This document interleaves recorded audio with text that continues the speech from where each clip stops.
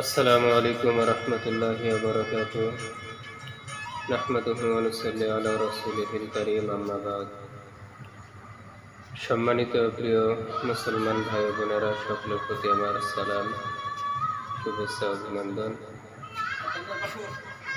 আপনারা অনেকেই জানেন যে ঢাকা নারায়ণগঞ্জে আমাদের ব্যক্তিগত নিজস্ব দুটি প্রতিষ্ঠান বক্তা মাওলানা ইমরান হোসেন কাসেম এবং মাহমুদুল হাসান চুক্তিবাদী,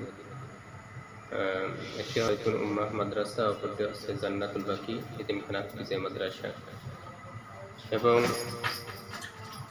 তৃতীয় আমরা আরেকটি মাদ্রাসা ইনশাআল্লাহ কিছুদিনের ভিতরে উদ্বোধন করতে যাইতেছি। আপনারা সকলে দোয়া রাখবেন।